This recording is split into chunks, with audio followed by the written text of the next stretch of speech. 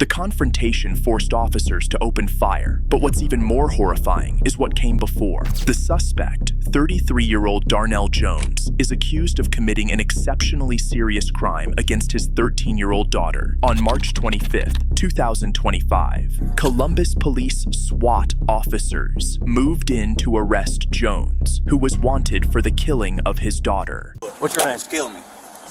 Dude, show me your fucking hands right now. Me, bro. Pull your fucking hand out of your... Myself. I swear to God, pull your... Shots fired. Shots fired. Dennis in a second. Medic, Don't fucking move. When officers ordered him to show his hands, Jones refused to comply and kept reaching into his jacket pocket. Facing an armed and dangerous suspect who had already committed a violent crime, police were forced to fire when he refused commands and reached for his weapon. There's 33 in his hand. No, it's a walkie-talkie, but there's 33s right here. Don't you move or you're gonna get shot, okay? All right? Got it. Yep. A handgun fell from Jones's hand, and officers also discovered a walkie-talkie, though its purpose remains unclear. That's him. Somebody get on the main here. Get us a medic. I'm working on it. All right, on your belly. All right. You got cuffs? I got cuffs. There you go. Thank you, brother. We'll get you help, okay? I want to die, bro. No, I know, but we can't allow that. All right. I don't want to Get us some blizzards. Secure this scene. Copy on this open radio. Get him in the car. He did too. I think. I did not. Okay. He did. Okay. You good? All right. You good? All right. I know. All right. Listen to me. I gotta roll you off. I gotta get you up on your side, okay? I gotta get you up on your We're side. on the way. We should be there in 30. All right. Where you hit at, bro? Yep. On your leg. He's all hit right here. I know. He's hit his arm once. Need a medic here now. Where's our kid? Okay, we got him. He's hit once in the arm. All right. Take the side here. Take the side. Okay. Hey, look. You know what's good about this? Sit up, okay? You're gonna be fine. I can't move my leg. I know. Okay. I know. 509, this is Tim's. Where do you guys need us? There you go. How's that? Dennison and second. Okay. We're gonna leave you sit here like this. Take a deep breath. Copy that. We're heading that way. Okay. Should be Hey, about a move your minute. car. Block that road. You're on shell cases. Get that road blocked. Quit holding me up, please. We can't lay you down. Okay, you gotta stay up. I'll hold you up, all right? You just relax. Lean back into there. There you go. You're gonna be fine. Listen, hey, nothing's ever that bad, all right? Okay, well. Darnell, right? Do you have anything else on you? Do you have any more guns? Yes? Where's the guns at?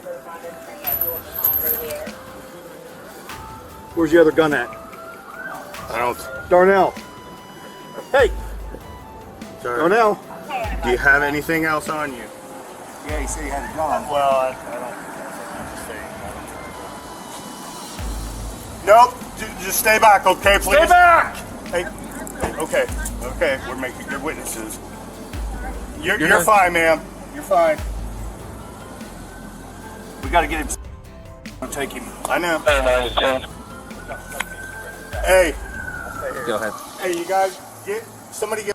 Yeah, Tuesday notified. He's also advising 500. I know you. What'd they say? I'm sorry. What'd you say? Hey, have that cruiser start getting scene tape. Throughout the encounter, Jones repeatedly asked officers to open fire and expressed an intent to harm himself. He was struck in the leg, arm, and left side of his chest, but remained conscious. About 5 minutes later, medics arrived and transported Jones to a nearby hospital, where he was stabilized. No officers were injured during the incident. You need him out of the cuffs? Yeah, we're gonna need him out. All right. We're gonna have to... Hey, listen, we're gonna roll you over one more time, all right? Gotta get those cuffs off you. See, relax. Clean up. There you go. He's hitting the arm, leg, arm, and I believe left chest. Okay.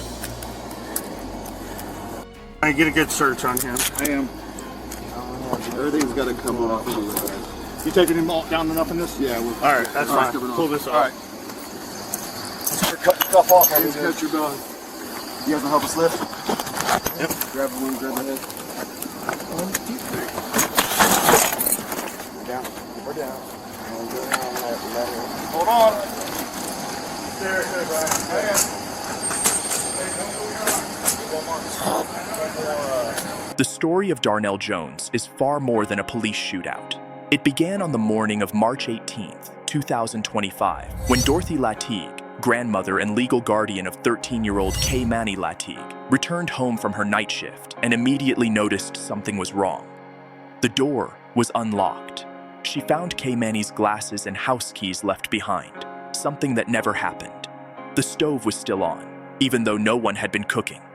Her granddaughter's pajamas and underwear were oddly left in the dining room, a place Kei'Mani had never changed clothes before. Normally, Kei'Mani would have already gone to school before Dorothy came home. Worried, Dorothy called Spring Elementary, only to be told that Kei'Mani had not shown up for class. Terrified, she dialed 911 and reported her granddaughter missing that very morning. On this non-emergency. Yes, I'd like to make a police report. Okay, what's the address? Elm Street. Okay, what kind of report?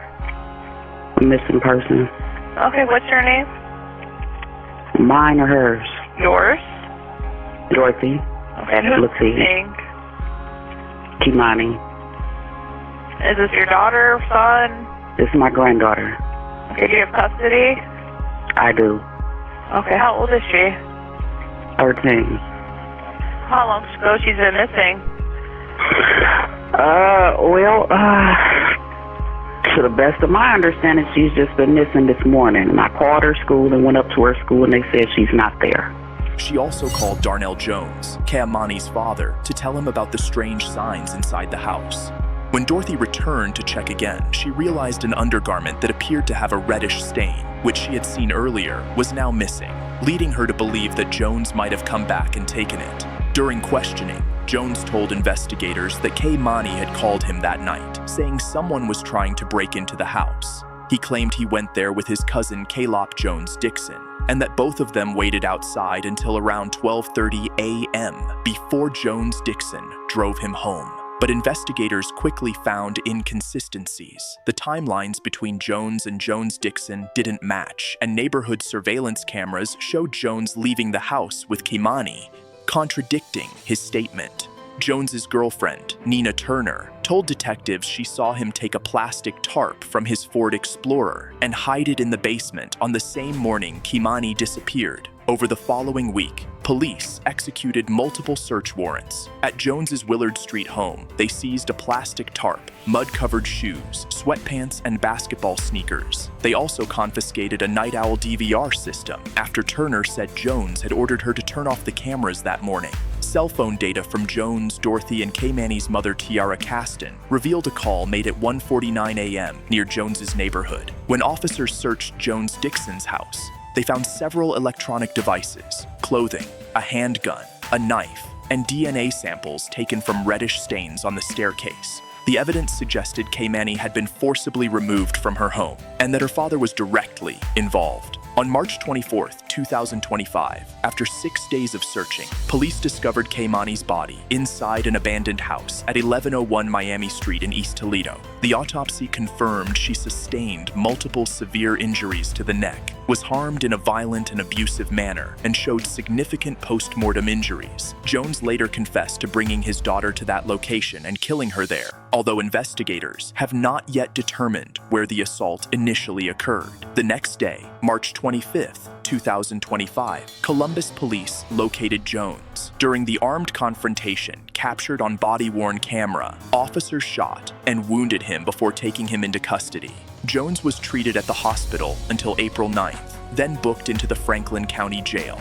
On April 17th, he was extradited to Toledo and charged with aggravated murder, rape, kidnapping, unlawful handling of a body, tampering with evidence, endangering children, and theft. At his arraignment, the judge set $4 million bail, $2 million for murder, $1 million for kidnapping, and $1 million for assault, and ordered Jones to surrender his passport, avoid contact with minors, and submit to electronic monitoring if released. On April 30th, Jones pleaded not guilty. If convicted, he could face the death penalty. Court records show prosecutors have turned over more than 234 pieces of evidence to the defense, including crime scene photos, body cam videos, surveillance footage, witness interviews, and a Ring doorbell video showing Jones leaving the house with Kei'Mani. On March 30th, just days after Kei'Mani's body was found, the house at 1101 Miami Street suddenly caught fire. Fire crews allowed it to burn down due to safety concerns, and the structure was later demolished. Lucas County prosecutors condemned the arson,